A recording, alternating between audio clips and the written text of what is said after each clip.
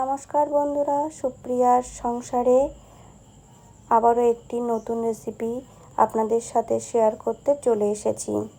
আর আজকের রেসিপি নারকেল কোড়া দিয়ে চিচিঙ্গা ভাজা।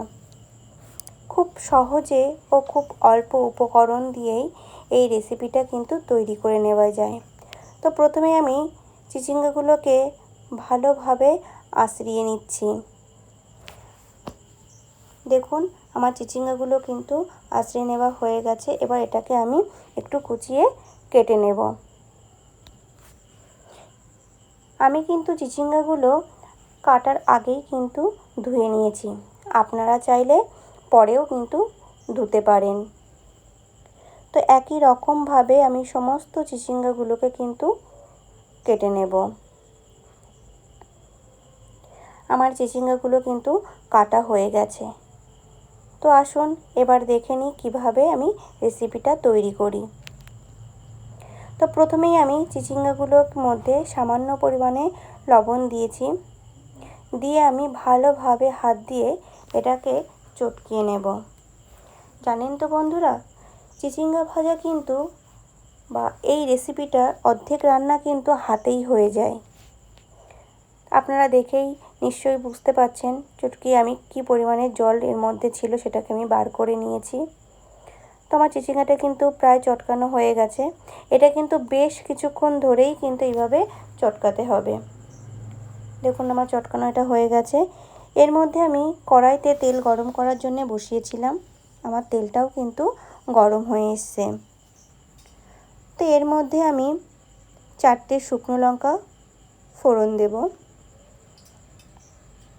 যেহেতু এটা একটি নিরামিষ রেসিপি, একটু মিষ্টি মিষ্টি ভাব থাকবে। আর তার মধ্যে তো নারকেল কোড়া পড়ছে, নারকেলের একটা তো মিষ্টি ভাব তো থাকেই। তো লঙ্কা ফোড়ন দেওয়ার পরে আমি চিচিঙ্গাগুলোকে ভালোভাবে একটু নিংড়িয়ে জলটাকে কিন্তু যতটা সম্ভব একটু নিংড়িয়ে ফেলে দেব। দিয়ে চিচিঙ্গাগুলোকে কড়াইয়ের মধ্যে দিয়ে দিচ্ছি। আমি সমস্ত চিচিঙ্গাগুলো একই রকমভাবে নিংড়িয়ে কড়াইয়ের মধ্যে কিন্তু দিয়ে দিলাম। তারপর আমি খুন্তি দিয়ে ভালোভাবে এটাকে আবার একটু ঘুটে নেব। দেখুন আমি কিন্তু এই সময় কোনো লবণ দেব না। আর এখানে বন্ধু এই রান্নাটা করার সময় আমি কিন্তু হলুদ ব্যবহার করিনি। আপনারা চাইলে হলুদ ব্যবহার করতে পারেন। আমি একটু কিছুক্ষণ ঘুটে নেবার পরে তার মধ্যে অর্ধেকটা মতন নারকেল আমি আগেই কুড়ে রেখেছিলাম, সেটা আমি এর মধ্যে দিয়ে দিলাম। দিয়ে আবারও খুন্তি দিয়ে বেশ কিছুক্ষণ এটাকে আমি একটু ঘুটে নেব। নারকেল কোড়া দিয়ে চিচিঙ্গা কিন্তু খুব ভালো লাগে।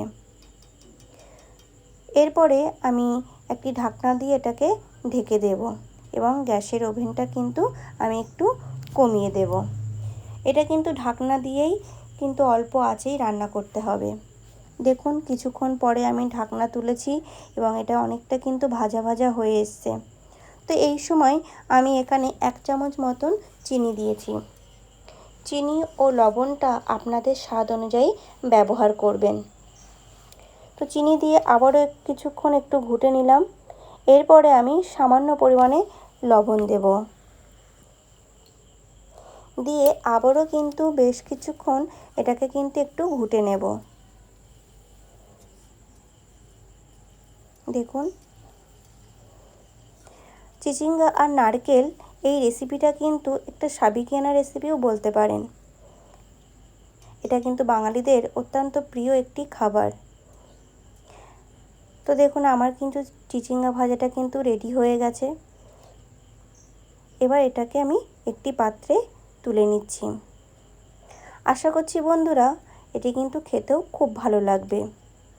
তো অনুরোধ রইল বাড়িতে একবার এরকমভাবে একটু চিচিঙ্গা ভাজা করে আপনারা ট্রাই করতে পারেন। আপনাদেরও কিন্তু খুব ভালো লাগবে। যদি আমার এই ভিডিওটি আপনাদের ভালো লেগে থাকে তাহলে লাইক ও শেয়ার করে আমার পাশে থাকবেন। তো আজকের ভিডিও এই পর্যন্তই। দেখা হবে নতুন ভিডিওতে। ধন্যবাদ।